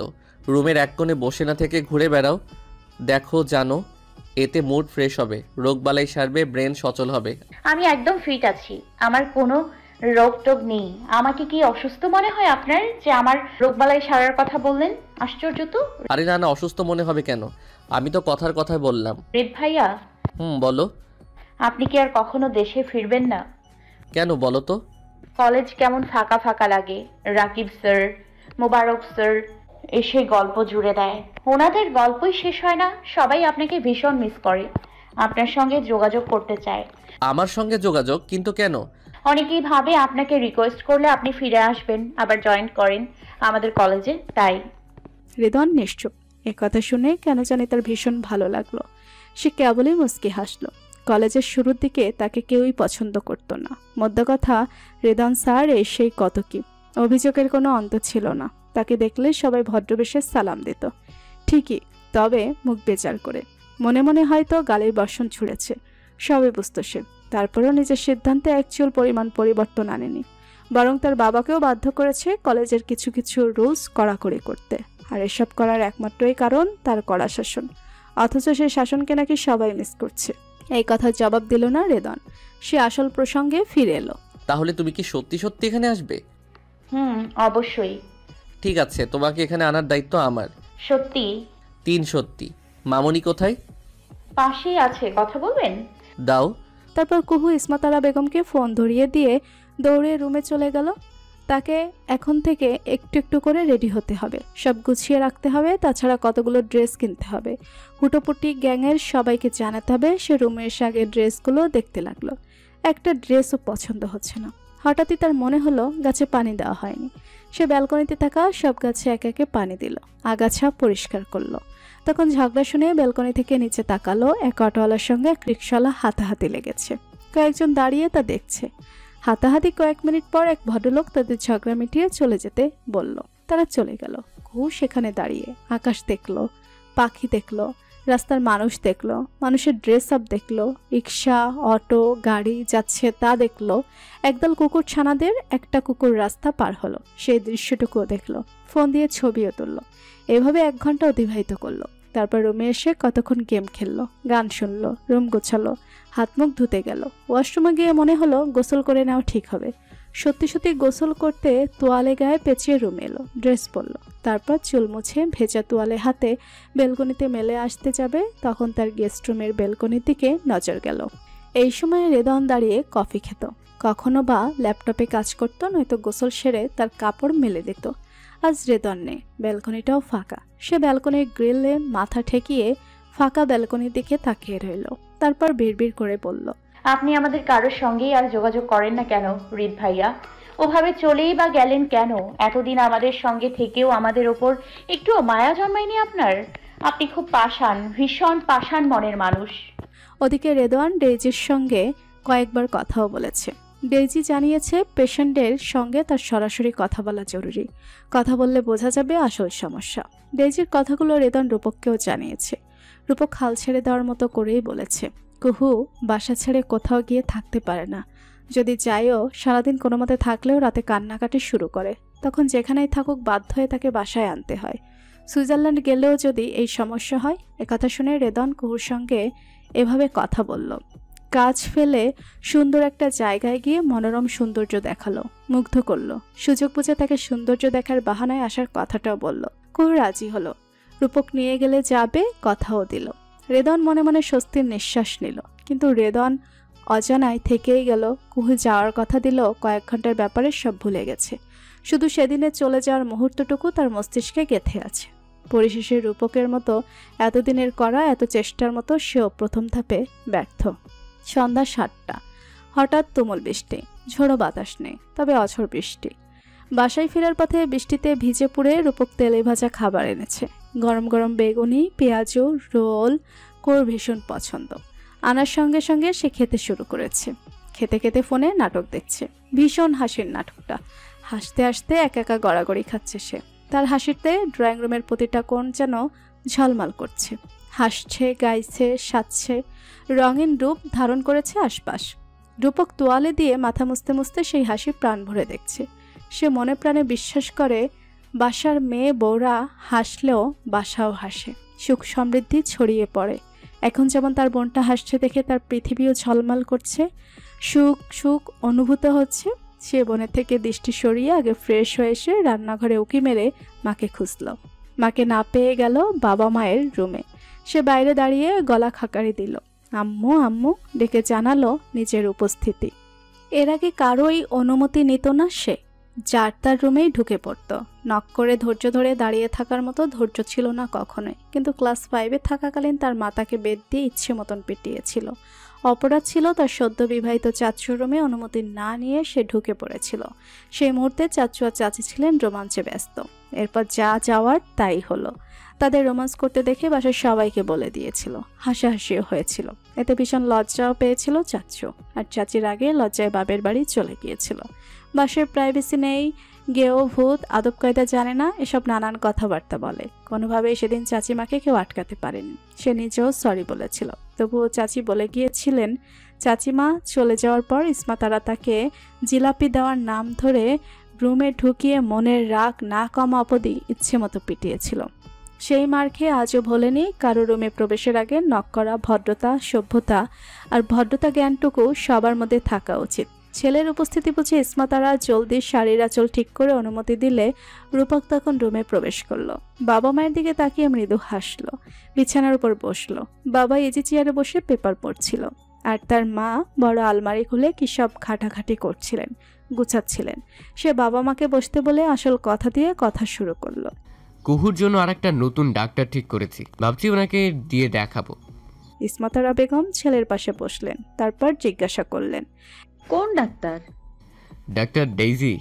কোন হসপিটালে বসে? আসলে রিদওয়ান জানে, সেই ঠিক করেছে, কথাও বলেছে। কিন্তু সমস্যা হচ্ছে কুহুকে ওখানে যেতে হবে। কোথায় যেতে হবে? সুইজারল্যান্ড। পাগল হলি? তোর বোনকে তুই চিনিস না? সে দূরে কোথাও যায়, গিয়ে থাকতে পারে। এটাই তো সমস্যা।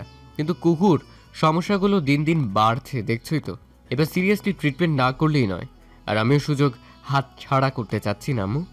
কিসের সুযোগ? বাইরের দেশে গিয়ে কুহুর চিকিৎসা করানোর সুযোগ। আর রিদওয়ান যাকে তাকে ঠিক করবে না, এটাও আমি জানি। সেই পরিস্থিতি দেখে বুঝে নিজ দায়িত্বে ডেইজিকে দিয়ে চিকিৎসা করানোর কথা জানিয়েছে। যেভাবেই হোক কুহুকে ওখানে নিয়ে যাওয়ার কথা বলেছে। রিদওয়ানের বাবা মায়ের দেশে ফেরার কথা, তারা নাকি তাড়াতাড়ি দেশে সেটেলড হবে। তাই তোরা গিয়ে কোথায় থাকবি, কি করবি, কি বলছিস না বলছিস কিছুই তো বুঝতে পারছি না আমি। আন্টি এতদিন দেশে বাইরে ছিল, উনি নিজে জব করতো, সব আছে ওনার। রিমিরও পড়াশোনা, উজ্জ্বল ভবিষ্যৎ, রিদওয়ানের অফিস, সবই তো ওখানে। এসব ছেড়ে হুট করে আসার কথা বললেই কি আসা যায়? আর রিদওয়ান যতটুকু জানালো, সে নাকি তার বাবাকেই ওখানে থাকার কথা জানিয়েছে। কারণ এমন আরাম আয়েশের জীবন এদেশে হবে না। আঙ্কেল এখনো কিছু জানায়নি যদিও, তবে রিদওয়ান আমাকে বলল আমার গেলে নাকি কোনো সমস্যা হবে না, সে সব হ্যান্ডেল করে নেবে। এতক্ষণ মা ও ছেলের কথোপকথন শুনে এবার রূপকের বাবা নড়ে চড়ে বসলেন। চিন্তিত সুরে জিজ্ঞাসা করলেন, কি কুহু কি যেতে রাজি হবে? রাজি করতে হবে বাবা। আর ভুলেও বলা যাবে চিকিৎসা করাতে নিয়ে যাব, তাহলে সব প্ল্যান ভেস্তে যাবে। তাহলে কিভাবে কি করবে? বেড়ানোর লোভ দেখিয়ে নিয়ে যাব। আজকে যেমন রিদওয়ান তাকে সুন্দর কিছু জায়গা দেখালো, ঘুরতে যাওয়ার কথা বললো, এভাবেই প্ল্যান এগোতে হবে, নয়তো হবে না। কবে যেতে চাচ্ছ? তোমাদের পারমিশন পেলে যত তাড়াতাড়ি সম্ভব চলে যাব। যাব বললেই তো আর যাওয়া যায় না, ভিসা লাগবে, কুহুকে রাজি করাতে হবে। ভিসার চিন্তা করছি না, কারণ আমার ফ্রেন্ড দোয়েলের বাবা এসবেরই কাজ করে, টাকা খসালে ভিসা ম্যানেজ হয়ে যাবে। এখন বলো তোমরা কি বলছো? তুমি কি বোনকে একা সামলাতে পারবে? এটাই তো চিন্তার কারণ। এতদিন তো সামলে এসেছি, তাছাড়া রিদওয়ান তো আছে, চিন্তা করো না। তোমাকে মাকে নিয়ে যাও। আম্মুকে নিয়ে গেলে তোমার দেখভালকে করবে, আমি আম্মুর ভিসা করতে দেব। যদি খুব প্রয়োজন হয় টিকিট কেটে চলে যেতে পারবে। প্রথম আমরা দুজন যাই, অবস্থা বুঝি। ঠিক আছে। এরপর আরও কিছু ব্যাপারে আলোচনা সেরে রূপক ড্রয়িং রুমে এলো। কুহু এখানে নেই। সে বোনের উপর উকি মেরে দেখে কুহুর চোখে কাজল পড়ছে। এক চোখে পড়া হয়ে গেছে, আর এক চোখে পড়তে গিয়ে তার হাত থেমে গেল। কিছু ভাবলো, তারপর আর এক চোখে কাজল পড়ল। রূপক এবার বোনকে ডাকতে ডাকতে রুমে প্রবেশ করলো। তারপর ধপ করে বিছানায় শুয়ে পড়ে উৎফুল্ল সুরে বলল, কতদিন পর বেড়াতে যাচ্ছি, কি যে আনন্দ হচ্ছে। কোথায় বেড়াতে যাচ্ছ ভাইয়া? বলবো না। কেন? যদি তুইও যেতে চাস। যেতে চাইলে নিয়ে যাবে। জি না, ওখানে তোকে নিয়ে যাওয়া যাবে না, অনেক দূর। কত দূর শুনি? সুইজারল্যান্ড। সুইজারল্যান্ড? ওখানে কি করতে যাবে? আরে পাগলি, ওটাই তো বিশ্বের সবচেয়ে সুন্দর দেশের একটি, ঘুরে বেড়ানোর দারুণ জায়গা। কি কি আছে ওখানে? দেখবি। এখানে বসে কিভাবে দেখবো? আরে বোকা, ফোন আছে কি করতে, সার্চ দিয়ে দেখবো। ও তাই তো। এই কথা বলে কুহু ভাইয়ের পাশে ধপ করে শুয়ে পড়ল। রূপক গুগলে সার্চিয়ে কিছু দৃশ্য দেখালো।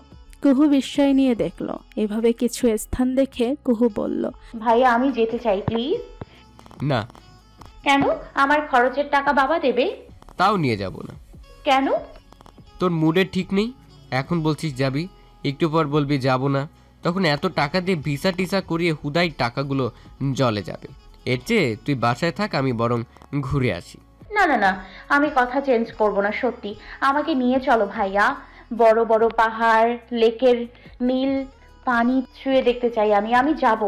তোর মুড সুইং হলেই পাল্টি খাবি আমি জানি। তুই এমন কিছু কর যাতে প্রমাণ পাই আর পাল্টি খাবি না, তাহলে নিয়ে যাব। কুহু কিছুক্ষণ ভাবলো, তারপর একটা সাদা পৃষ্ঠায় বড় বড় করে লিখলো, আমি সুইজারল্যান্ড বেড়াতে যেতে চাই, যেতে চাই, যেতে চাই। পরে পাল্টি খাবো না, ভিসার টাকাও জলে ফেলতে দেব না। যদি পাল্টি খাই অথবা আমার কারণে ভিসার টাকা জলে যায়, তাহলে আমি একটু লিখে রূপকের দিকে তাকিয়ে জিজ্ঞেস করলো, আমি কার বউ হলে খুশি হবে তুমি? গরিলার বউ? গরিলা কেন?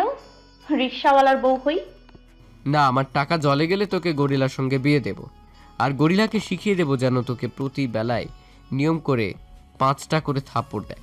কুহুর করুণ চোখে তাকালো, চোখ বন্ধ করে ভেবে নিল গরিলার মুখ, কালো কুচকুচে একটা গরিলা, মোটা ঠোঁট, বিশ্রী দাঁত। কুহু চোখ খুলে কিছুক্ষণ গাইগুই করলো, কিন্তু রূপকের একই কথা, তাই সে বাধ্য হয়ে লেখা সম্পূর্ণ করলো, আমি সুইজারল্যান্ডে বেড়াতে যেতে চাই, যেতে চাই, যেতে চাই। পরে পাল্টি খাবো না, ভিসার টাকাও জলে ফেলতে দেব না। যদি পাল্টি খাই অথবা আমার কারণে ভিসার টাকা জলে যায়, তাহলে আমি গরিলার বউ। এইটুকু লিখে নিচে সাইন করে দিল। রূপক সেটা নিয়ে আঠা দিয়ে কুহুর ড্রেসিং টেবিলের আয়নায় লাগিয়ে দিল। এবার যতবারই চোখে পড়বে ততবারই লেখাটা নিয়ে ভাববে।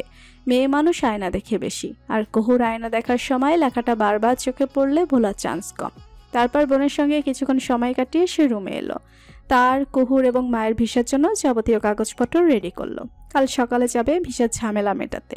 তখন হঠাৎ ফোন এলো। সে ফোনের দিকে তাকিয়ে রিদানের নাম দেখে হাসলো, কিন্তু কল রিসিভ করতে কুহু চিৎকার শুনতে পেল। সে ফোন হাতে নিয়ে বের হলো রুম থেকে। গিয়ে দেখে কুহু মেঝেতে শুয়ে আছে। কিছুক্ষণ আগে কলা খেয়ে খোসাটা ছুঁড়েছে, খেয়ালই নেই তার। এখন বেখেয়ালে কলার খোসায় পা পিছলে পড়ে গেছে। রূপক বোনকে তুলে সোফায় বসালো। ব্যথা পেয়েছে নাকি জিজ্ঞাসা করলো। ইসমা তারাও ছুটে এসেছে চিৎকার শুনে। উনি কুহুকে বকতে বকতে অ্যান্টিসেপটিক ক্রিমও লাগিয়ে দিল বাম হাত ও ডান পায়ের গোড়ালিতে। পুরো ঘটনা বুঝে এতক্ষণে রিদন মুখ খুলল। বোনকে ঠিকঠাক মতো হাঁটা শিখাসনি, শুকনো জায়গায় পড়ে কিভাবে? রূপক রিদনের কথা শুনে পাশের সোফায় বসলো। ফোনটা মুখের সামনে ধরে হাসতে হাসতে বলল, ওকে, রেললাইনের ধারে কুড়িয়ে পেয়েছিলাম তো, তাই যত্ন করে হাঁটা। কথা বলা শেখানো হয়নি। বিয়ে দিয়ে তাড়িয়ে তো দেবো, শুধু শুধু কষ্ট করার কি দরকার? তাও ঠিক, এজন্যই কুহুকে পড়া ধরলে তোতলায়। তোতলায়? সিরিয়াসলি?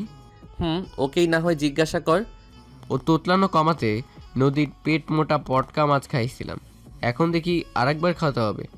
খাইয়ে দিস, মেয়ে মানুষ, বিয়ে টিয়ে দিতে হবে। ওদের কথা শুনে কুহুর আগে গজগজ করতে করতে উঠে চলে গেল। এই লোকটাকে সহ্য হয় না তার, বিরক্তিকর লোক। বাসাতে থাকতেও খোঁচা মারতো, জ্বালাতো, এখন দূরে থেকে শান্তি দিচ্ছে না। কুহুকে যেতে দেখে রূপক কথার প্রসঙ্গ চেষ্টা করলো, তারপর বলল, ভাই মুখে যাই বলি আমার খুব টেনশন হচ্ছে। ডাক্তার দেখানোর কথা শুনলে কুহু হাঙ্গামা শুরু করবে। আমি বোনকে ভয় পাই না, ভয় পাই ওর জেদকে। আমিও কোনো দায়িত্ব নিলে সেই দায়িত্ব সুষ্ঠুভাবে না সারা অবধি শান্ত থাকতে পারি না। টেনশন করে লাভ নেই, নিজেকে শক্ত করো। কুহুর জন্য যতটুকু করার দরকার আমরা সবটুকু করব। এখন তুই আমার একমাত্র ভরসা, পাশে থাকিস ভাই। ইনশাল্লাহ। এরপর দুই বন্ধু আরো কিছুক্ষণ কথা বলে কল কাটলো। রূপক সোফায় মাথা এলিয়ে দিয়ে একা একা কত কিছু ভাবলো। তারপর মনে মনে ঠিক করলো যত কিছুই হয়ে যাক সে আর পিছনে ফিরে তাকাবে না। বোনকে নিয়ে যাবেই সে, প্রয়োজনে নিজে আরো শক্ত হবে, শক্ত হয়ে শক্ত হাতে বোনকে সামাল দেবে। এভাবে আর বসে থাকা যাচ্ছে না। বসে থাকাটাও ঠিক হচ্ছে না, কারণ কুহুর সমস্যাটা দিন দিন জটিল রূপ ধারণ করছে। বর্তমানে দেখা যাচ্ছে সে সারাদিনে কি করে না করে রাতের বেলা মনে করে বলতে পারে না, আত্মীয় কিংবা চেনা মানুষদের চিনতে পারে না, ছোটবেলার স্মৃতি মনে করতে পারে না, প্রয়োজনীয় জিনিস কোথায় রাখে না রাখে পরক্ষণেই ভুলে যায়। কখনো কখনো এমন হয় কলেজ থেকে ফেরার পথে বাসার রাস্তা ভুলে যায়, কিছুতেই মনে করতে পারে না তার বাসা কোথায়, কোন পথ দিয়ে এসেছে। তখন তাকে ফোন করে কান্নাকাটি করে, সে গিয়ে বোনকে নিয়ে আসে। এমনিতেই নিকিতাদের বলা আছে কুহু একা বের হলেই তাকে জানাতে, তারাও তাই করে। ওরা বুঝতেই দেয় না যে ওরা জানে কুহুর সমস্যার কথা, এমন ভাব করে যে তারা কিচ্ছুটিই জানে না। আর কুহু অসুস্থ স্বাভাবিক কেউ, অথচ কুহুর অনুপস্থিতিতে তারা কুহুর বর্তমান অবস্থার কথা ভেবে মন খারাপ করে, কাঁদে। অথচ কুহুর জন্য বাবা মা সহ সবাই অভিনয়ের জাল এমন করে বিছিয়ে রেখেছে যেন সব সত্যি। কুহু যখন যা বলে তারা বিশ্বাসও করে, আসলে কিন্তু তা নয়, কারণ তারা জানে কুহু ভাবনা জগতের বাসিন্দা। সে ভাবতে ভালোবাসে, ভাবতে ভাবতেই সত্য মিথ্যা দিয়ে ভাবনার এক জগৎ তৈরি করে ফেলে। সেসবের প্রভাব বিস্তার করে তার বাস্তব কর্মে। আর এসব বেশি হয় যখন কুহু কোনো কিছু নিয়ে টেনশন করে, কাঁদে, অতিরিক্ত ভাবে। এমনকি চলতি পথে রিলেটিভরা কিছু জিজ্ঞাসা করলে সে পূর্বের কথা স্মরণ করতে পারে না, বুঝতে পারে না মানুষটার অচেনা নাকি চেনা। এক একদিন অচেনা ভেবেই পাশ কাটিয়ে চলে আসে। তখন সেই রিলেটিভ তাকে অহংকারী ভাবে গালমন্দ করে, কখনো কখনো বাসায় এসে অভিযোগ জানিয়ে যায়। তখন সে আর তার বাবা মা চুপ করে শোনে, এছাড়া তো কোনো পথ খোলা নেই। এত সব আগে হতো না, কিন্তু আজকাল তার সমস্যাগুলো খুব বেশি নজরে পড়ছে। অবস্থা দেখে ভাবাচ্ছ। তাছাড়া রেদনকে নিয়ে যা অভিযোগ করেছে সেটা অন্য কাউকে নিয়েও যদি করে তাতেও অভিযোগ করার সুযোগ নেই, কারণ তার সমস্যা এটাই। তবে এটা কি কেউ বুঝবে? অনেকে তো এই রোগের নাম জানে না, শোনেও নি কখনো। তারা তো আর বুঝবে না এটা রোগ, এমনও রোগ হয়। ঠিক এই ভয়ে সে এতদিন বাসায় কোনো হোম টিউটার রাখতে পারেনি, পড়াশোনায় চাপ দিতে পারে না, বকাবকি করে না। সে শুধু চুপ করে আছে বোনটার মুখের দিকে তাকিয়ে। তার বোন সুস্থ হলে একদিন পড়াশোনা করবে, বড় হবে। এখন যেভাবে চলছে চলুক, আর দেশের বাইরে গিয়ে কি হবে না হবে সেটা পরে দেখা যাবে। আগে ভেবে মাথা ওলাতে চাচ্ছে না। আপাতত যাওয়ার কাজ এগিয়ে নিতে হবে, যত দ্রুত সম্ভব কাজ গুছিয়ে নিতে হবে। সে কালই যাবে ভিসা অফিসে, আর বসে থাকা যাবে না। বোনকে ভালো করতে হবে, সুস্থ করতে হবে, স্বাভাবিক জীবনে ফিরিয়ে আনতেই হবে। আর এটা করাটা এখন আর জীবনের লক্ষ্য। পরের দিন খুব সকালে কুহু একা একা ছাদে এসেছে। ছাদের মাঝখানে চুপ করে বসে আছে। কেন এসেছে, কি করতে এসেছে সে জানে না, তার ইচ্ছে হয়েছে তাই সে এসেছে। মেয়ের রুমের দরজা খোলা পেয়ে ইসমাতারা মেয়েকে খুঁজতে খুঁজতে ছাদে এসেছেন। এসে ছাদের গাছগুলোয় পানি দিলেন। তখন পাশের ছাদে একটা ভাবিও এলেন, কুশল বিনিময় করলেন। তারপর ভাবিটা কথায় কথায় বলে বসলেন, ভাবি কিছু মনে না করলে একটা কথা বলতাম। হ্যাঁ বলুন। কুহুর কি জিনভূত অথবা মানসিক সমস্যা আছে নাকি? এ আবার কেমন কথা? আর এ কথা মনে হলো কেন? রাস্তায় দেখা হলে এক কথা বলে, একদিন বলে না, মাঝে মাঝে এমন আচরণ করে যেন চেনেই না। ছোট মানুষ কখন কোন মোডে থাকে। তাও অদ্ভুত আচরণ করে। আচ্ছা ভাবি, আপনাদের বাসায় কিছুদিন আগে একটা ছেলে থাকতো, সম্ভবত রূপকের ফ্রেন্ড। তাকে আর দেখা যায় না কেন? চলে গেছে নাকি? কিছু কাজের জন্য দেশে বাইরে থেকে এসেছিল, কাজ সেরে চলে গেছে আবার। ছেলেটা দেখতে শুনতে ভালোই। কুহুর সঙ্গে জোড়া বেঁধে দিতেন, বিয়ে হলে কুহুর এসব তেরামো সেরে যেত। আমার মেয়ের কিসে কি হতো সে চিন্তা না হয় আমাকেই করতে দিন, আমরা এখনো মারা যাইনি। আরে ভাবি, রাগ করলেন নাকি? আমি কুহুর ভালোর জন্যই বললাম, রাগ কইরেন না। ওর কথাবার্তা চলাচল অদ্ভুত লাগে, এজন্যই বললাম আর কি। তবে আপনি বললে আমি একটা হেল্প করতে পারি আপনাকে। কি হেল্প? আমার চেনা জানা একটা কবিরাজ আছে, আপনি বললে তাকে নিয়ে আসতে পারি। মেয়েকে দেখালেন না হয়।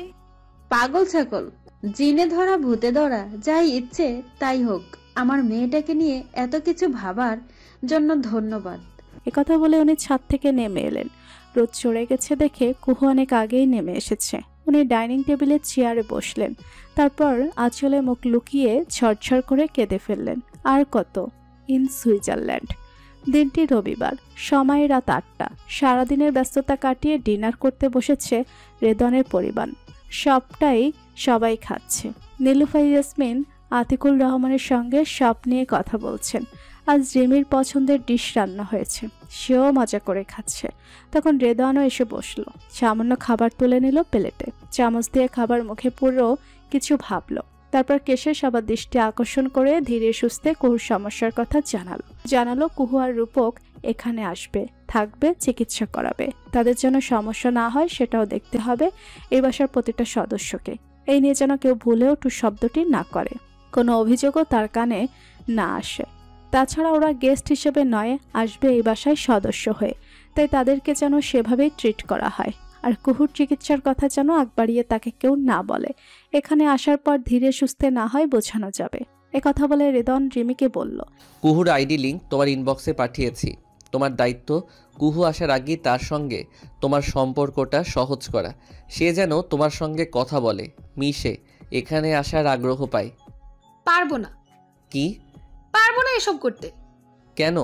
কেন করব? চিনি না, জানি না, আর তুমি তার জন্য এত হাইপার হচ্ছ কেন ভাইয়া? যার বোন সে না হয় এসব বুঝেই নেবে। আর এই দেশে থাকার জায়গার অভাব আছে নাকি? আমাদের বাসায় কেন আসবে, কতদিন থাকবে তারও ঠিক নেই। তোমার বন্ধু বলে কি আজেরা প্যারা নিতে হবে আমাদের? কলেজ কি শুধু আড্ডা দিতেই যাও নাকি কিছু শিখতে যাও? একজন স্টুডেন্ট হয়ে তোমার বিহেভিয়ার ছোট লোকের মতো হলো কবে? এটা আশা করিনি তোমার থেকে। কার জন্য তুমি আমাকে ছোট লোক বললে? বললাম তো, বড় হচ্ছ, আদব কায়দা শিখো। সব সময় ফাইজলামি করা ছ্যাঁচড়াদের কাজ। আমি বেয়াদব, ছ্যাঁচড়া, ছোট লোক, তাই এসব ভদ্র কাউকে দিয়েই করিয়ে নাও। আমি পারবো না, তাই সরি। একথা বলে রিমি উঠে দাঁড়ালো। রেদন শান্ত দৃষ্টিতে বোনের দিকে তাকিয়ে রইল। বহুদিন পর ভাইয়ের এমন সর্পশীতল দৃষ্টি দেখে রিমি চুপ করে চেয়ারে বসলো, তারপর মাথা নত করে রইল।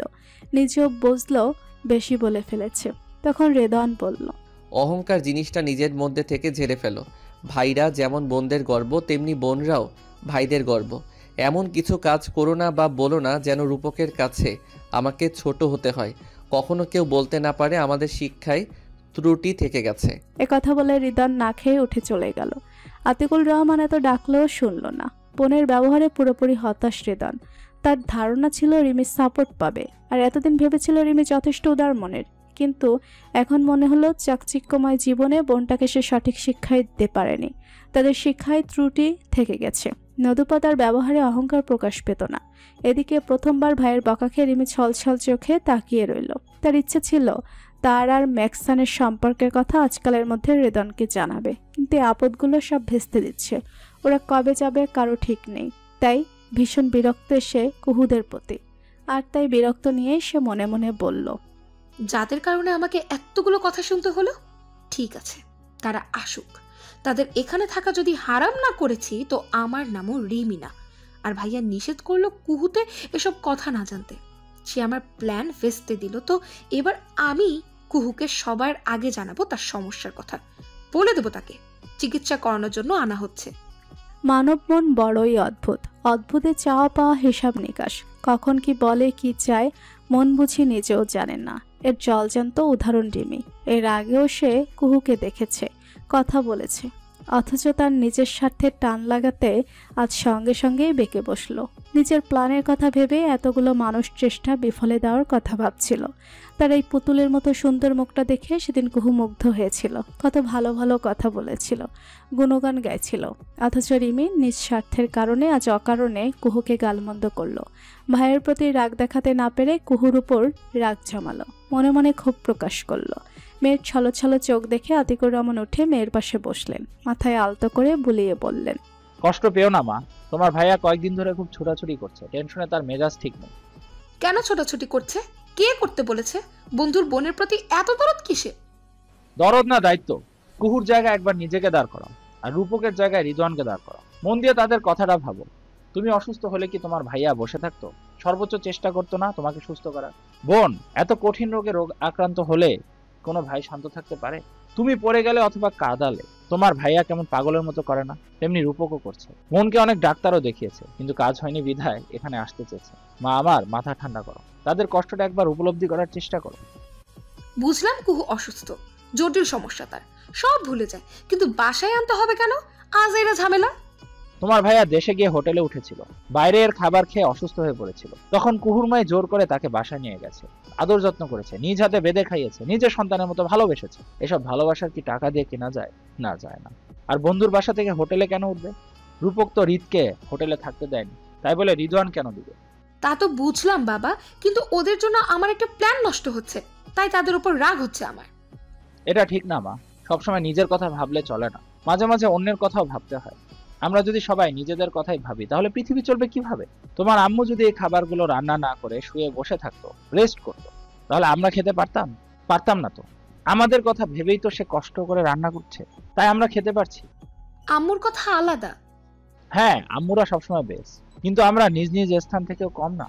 যেমন মা ভাববে সন্তানদের কথা, ভাই ভাববে বোনের কথা, বন্ধু ভাববে বন্ধুর কথা। এভাবেই তো আমরা সম্পর্ক টিকিয়ে রাখি, তাই না? সরি বাবা, আমি আসলে এভাবে ভাবিনি। জানি তো মা, এবার যাও ভাইয়াকে সরি বলে এসো, আর সে যা বললো তাই শোনো। এখন গেলে ভাইয়া বকবে আমাকে। ভুল করলে বকা শুনতে হয় মা, আমিও অনেক শুনেছি। আর বড় ভাই বোনকে ভালোর জন্য বক। বাবার কথা শুনে রিমি একা একাই ভাবলো। তারপর গেল রেদওয়ানের রুমে।